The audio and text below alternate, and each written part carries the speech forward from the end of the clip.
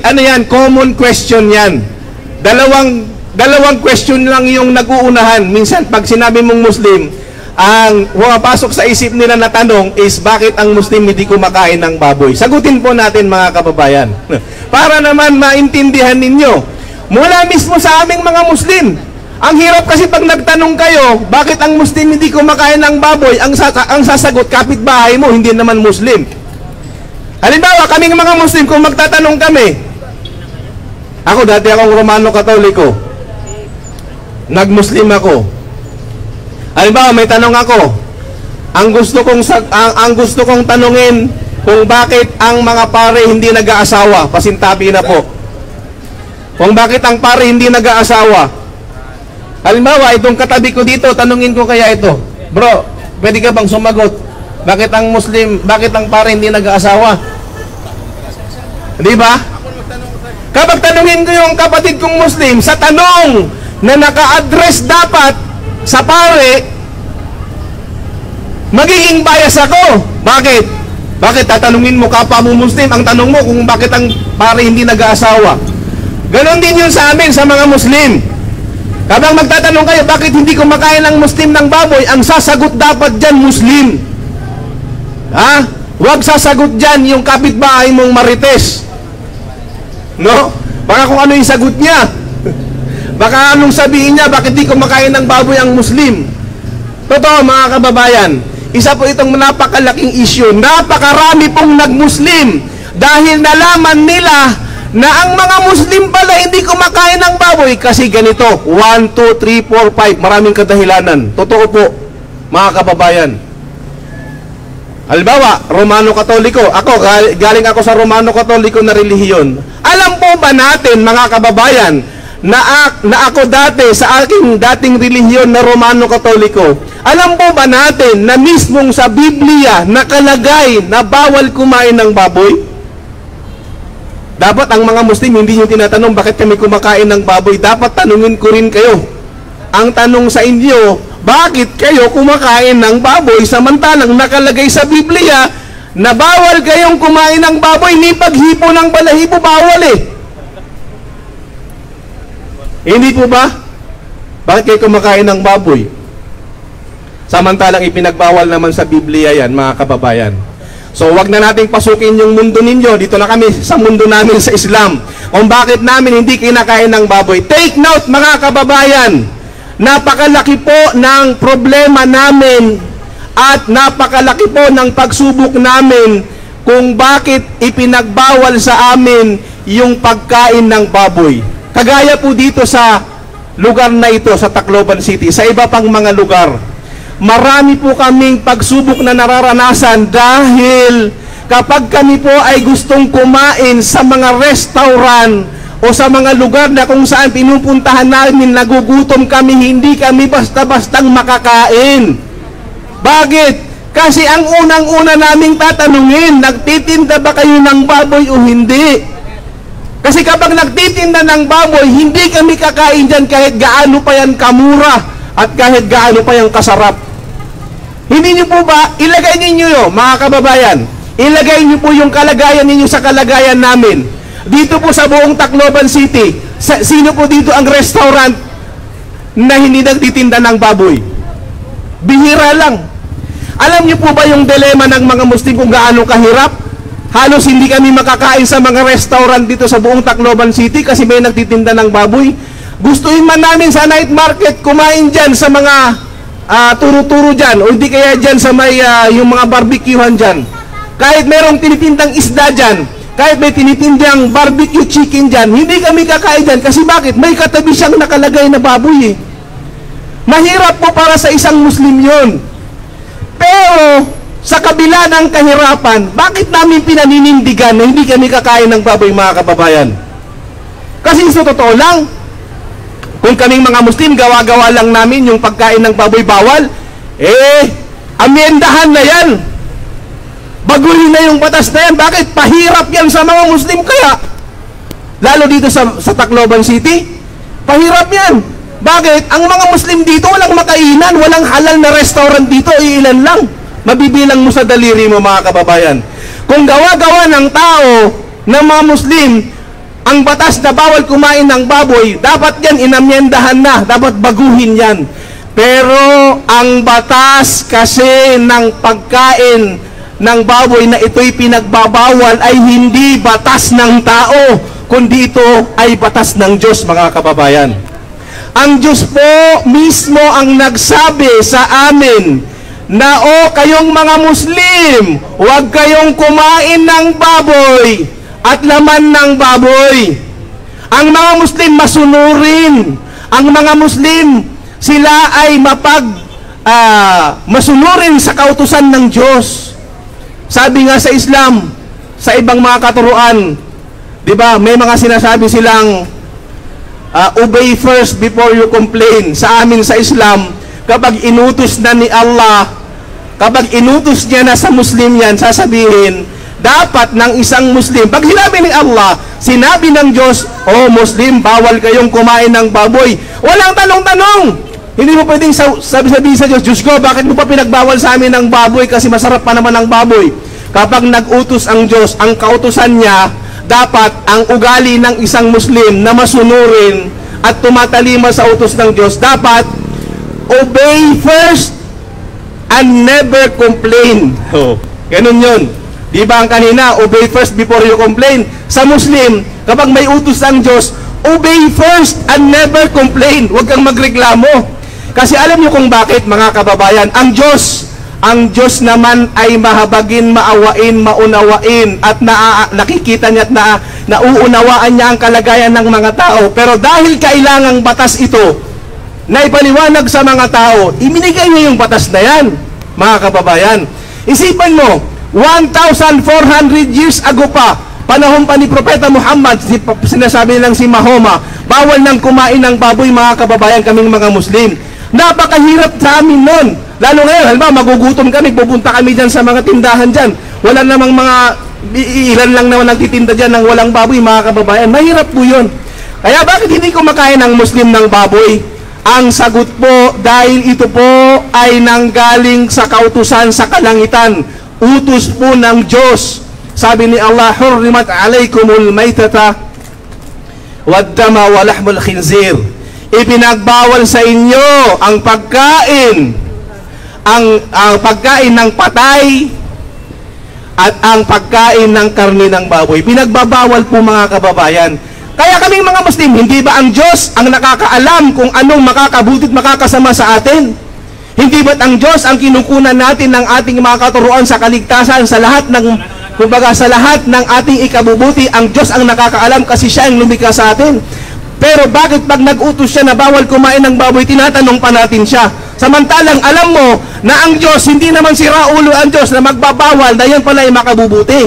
Pinagbawal ng Diyos ang pagkain ng baboy sapagkat alam niya na kapag kinain mo yan, makakasama sa iyo yan, mga kababayan. Hindi naman ang Diyos walang wisdom kung bakit siya magbabawal ng isang bagay samantalang ito pala ay makakabuti. Take note po, mga kababayan, pinagbawal po ng Diyos sa Biblia at sa Quran, sa banal na Quran, sa salita ng Diyos, ang pagkain ng baboy sapagkat alam ng Diyos na ang pagkain ng baboy ay makakasama sa katawan ng tao. Yun po, tapos po tayo doon, mga kababayan. Gusto pa ba ninyo ng mas malalim na kadahilanan at kailangan pa nating saliksikin, ungkatin, halukayin ang mga kaalaman sa siyensya para malaman ninyo na talaga nga namang bawal ang pagkain ng baboy sapagkat makakasama ito sa atin? Totoo, mga kababayan. Minsan kasi, totoo yan eh, ang tao, hanggat hindi mo nasusupalpal ng katotohanan, hanggat hindi mo ipinamumukha sa kanya ang katotohanan, hindi natatauhan, mga kababayan. Kaya sampalin mo ng kahirapan para malaman niyang mahirap siya. Hindi po ba, mga kababayan? Napakasimple naman eh. Binawal nga ng Diyos eh. Ibig sabihin, makakasama. Kasi kung hindi naman yung makakasama, bakit ipagpapawal ng Diyos, mga kababayan? So, pangalawa, saliksikin natin, ungkatin natin kung bakit bawal kainin ang baboy. Mababaw na pagpapaliwanag, logical na pagpapaliwanag. Ganito, mga kababayan, bakit di kumakain ang Muslim ng baboy? Kasi bawal ng Diyos, yun ang una.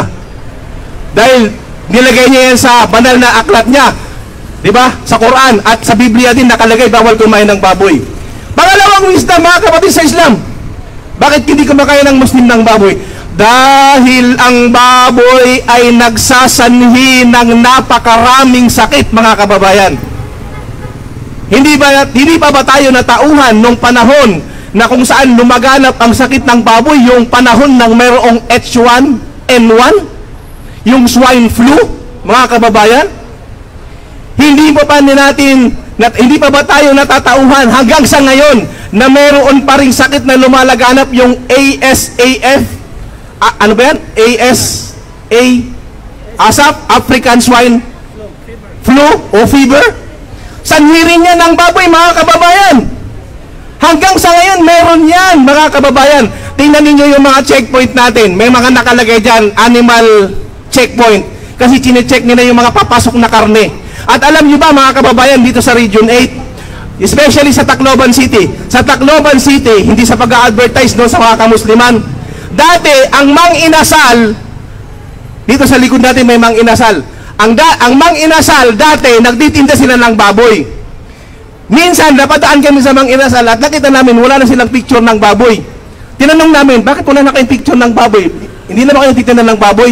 Sabi niya, nagtitinda pa kami ng baboy. Kaso nga lang, ngayon, sa panahon ngayon, dahil mahigpit ang mga baboy na karni ng baboy makapasok dito sa ating lugar, dito sa Region 8, galing pa sa Cebu yung mga baboy na yan. Sabi nila, mahirap pumasok dito at mahigpit. Sabi nila, kaya tinigil namin. Kaya dito sa Tacloban City, tanungin ninyo ngayon, punta kayo sa mga Mang Inasal, wala po silang tindang baboy. Dahil po dyan sa sakit ng baboy, mga kababayan. Puntahan nyo po yung Greenwich. Di ba yung Greenwich, yung pizza? Tinanong ko sila, may baboy ba kayo dito? Sabi niya, sir, hindi po. Wala na po kaming baboy na tinitinda dito. Puro po kami beef. Kasi halal compliance po kami. Sa Greenwich po yung pizza. Kasi dahil sa sobrang hirap ng pagkain ng baboy dito, kasi mahirap pumasok dito yung baboy. Dahil sa sakit, mga kababayan. Totoo po yan. Hindi pa ba sapat sa atin yung sinyalis na yan na napakaraming sakit na dinudulot ng baboy para tayo ay tumigil sa pagkain ng baboy? Ang pangalan pa lang niya, mga kababayan, baboy, hindi ka papayag na pangalanan kang baboy. Hindi po ba? Bakit? Pag pinangalanan kang baboy, anong katangian ng baboy? Ang baboy, tamad. Kung saan, pasintabi sa kumakain. Kung ang baboy, kung saan kumakain, doon din yan umiihi, doon din dumidumi, doon din natutulog, lahat-lahat doon yan. Di ba? Kaya nga baboy ang tawag sa kanya eh. Mga kababayan, may mga restaurant na ang pangalan, kambingan ni Aling Nene, bakahan, bulaluhan ni San Pedro. Di ba? May mga ganun. Pero wala kayong makikitang pangalan, babuyan. Di ba? Babuyan ni Mang Pedro. Wala kayo. Kasi pangalan pa lang, hindi kayo magaganahan, mga kapatid sa Islam. Di ba? At mga kababayan, sapagkat pangalan pa lang talaga ay madumi na. Baboy. Sa kumbaga haton mga ikasikuwaray nun, ano ba't yung kakaunit baboy usually? Di ba? Nga tanan haton din ni maram kita, labi na itong mga taga-huron. Labi na itong mga taga-huron. Nga tanan ni mga taga-huron, may datira mga ginaalagaan nga mga baboy, kay handa ito nira, reserve ito nira para patron, di ba? Yan na, itpakialag ko iyo, ano't king kakaunit baboy? Sige daw. Di ba haaton haika si kuwaray nun, kinakaunit baboy, sagmaw? Ano ba't sagmaw, mga kapatid? Hindi ba yung sagmaw, yun yung mga panis, yung tira-tirang pagkain natin, yun ang pinapakain natin sa baboy? Alam nyo ba sa siyensya nakalagay, what you eat is what you are? O ano yung kinakain mo, madalas mong kinakain, yun ikaw? Totoo, mga kababayan. At ang pinakamatindi sa lahat, ang baboy kasi ay may pinakamahinang hayop na may metabolismo. Yung kanyang metabolismo, yung pangtunaw niya, napakahina. Kaya yung kinakain niya, hindi na da-digest yun, hindi natutunaw yun. Sumasama yung sa taba niya. Kaya tinan mo, ang sarap ng humba, di ba? Ang sarap ng humba. Nako! Subhanallah. Pero hindi nyo alam na doon sa ano na yan, sa humba na yan, sa taba ng baboy na yan, nandiyan yung pinakamasamang uri ng bad cholesterol. Ha? yung cholesterol na pinakamasama ay nasa taba ng baboy, yung bad cholesterol. Kaya nga kapag nagkakasakit ng isang tao, high blood, madalas punta sa doktor. Ang sabi ng doktor, sabi na ng doktor, Nay, hinay-hinay sa mga matatabang pagkain, lalo na ang baboy. Bakit? Ang baboy ang may pinakamasamang uri ng bad cholesterol, mga kababayan, nang nagsasanhi ng napakaraming sakit, mga kababayan. Hindi po ba? Ano pa ba, mga kababayan? Ang baboy ay natuklasan nila na meron itong uri ng uod na ang pangalan ay trichina worm na nabubuhay sa katawan ng baboy at hindi namamatay kahit nalagain mo, kahit pakuluan mo. Akala mo yung sinigang mong baboy kapag kumulo na yan, okay na kainin. Meron pong trichina worm, i-search nyo po sa inyong internet. Trichina worm, ang baboy na kahit gaano po ito kainit, ay hindi namamatay. At kapag nakain mo na po yan sa inyong katawan, ay nandun pa rin po yan sa katawan ninyo. At nabubuhay yan sa katawan sa loob ng 40 years, mga kababayan. At yan po ay nagsasanhin ng napakaraming sakit, mga kababayan. Kaya wag po nating maliitin yung pagbabawal ng Diyos sa pagkain ng baboy. Bawal po ang baboy kainin sapagkat ito po ay makakasama. Ayon po ito sa batas ng Diyos, mga kababayan. Kaya sana naman, kapag tinanong nyo kaming muli, mga kababayan, kung bakit kami kumakain ng baboy, tanungin nyo muna ang inyong mga sarili. Bakit nga ba kami kumakain ng baboy samantalang bawal din naman pala sa amin sa Biblia ang pagkain ng baboy? So yun lamang po, mga kababayan, inshallah sana po ay may natutunan kayo at meron po kayong naunawaan sa pagsagot ko sa inyo kung bakit ipinagbabawal ang pagkain ng baboy sa mga Muslim. Maraming salamat po at magandang umaga sa inyong lahat.